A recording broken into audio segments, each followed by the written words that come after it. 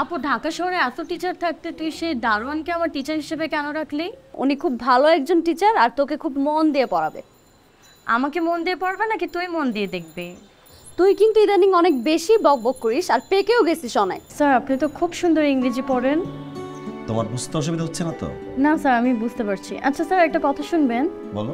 আমার আপু না ইংরেজিতে খুব দুর্বল, আপুকে একটু ইংরেজি পড়াবেন। আচ্ছা তুমি এখন পড়ো, তোমার আপুরটা পরে দেবে। একটু পড়ান sir please.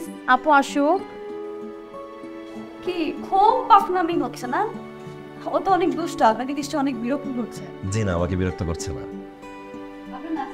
G thank you. So informal email. Informal emails are mostly used in social communication like communicating with friends.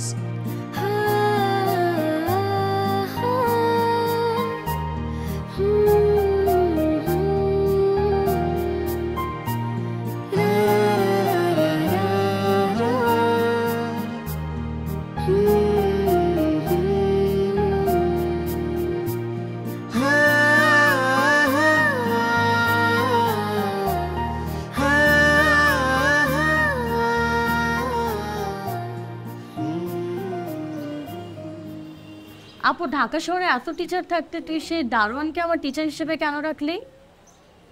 কারণ উনি খুব ভালো একজন শিক্ষক।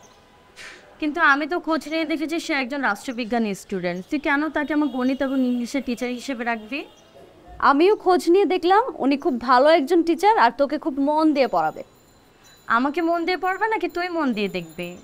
তুই কিন্তু ইদানিং অনেক বেশি বকবক করিস আর পেকেও গেছিস অনেক। তুই আমার বড় বোন হিসেবে একটু বেশি পাকলাম, তো ছোট বোন হিসেবে একটু পাকতেই পারি।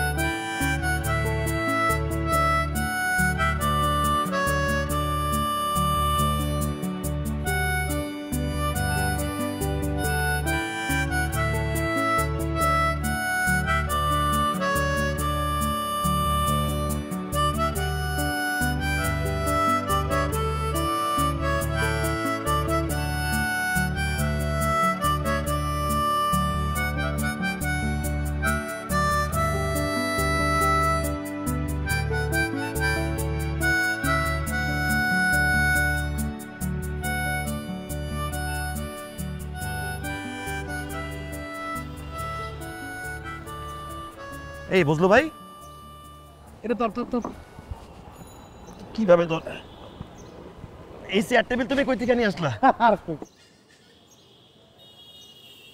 এই বুঝলো ভাই, এই চেয়ার টেবিলগুলো কার, কোথা থেকে নিয়ে আসছো? এগুলোতে কি করবা? একসাথে এত প্রশ্নের উত্তর কিভাবে দেব?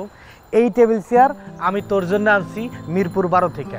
এক বাসা খালি করছে, এটা পরিত্যক্ত ফেলা রাখছে, আমার মনে হয়েছে এটা আমার ভাইয়ের জন্য দরকার। তুই নিচে বসে পড়াশোনা করিস, আমার না ভাল ঠায় না, এই জন্য ভাবলাম যে আমার ভাই টেবিল চেয়ারে বসে পড়াশোনা করবি। পড়াশোনাটা মূল্য আছে না? হ্যাঁ তাই বলে বুঝলো ভাই তুমি সেই মিরপুর 12 থেকে মিরপুর 2 মাথায় করে একেবারে নিয়ে আসছো? বুকা কয় কি, মানুষ মানুষের জন্য কত কিছু করে, আমি আমার ভাইয়ের জন্য এটা টানতে পারবো না? এটা কোনো কাজ? তুই দর কথা কম কর। চলো ভাই চলো।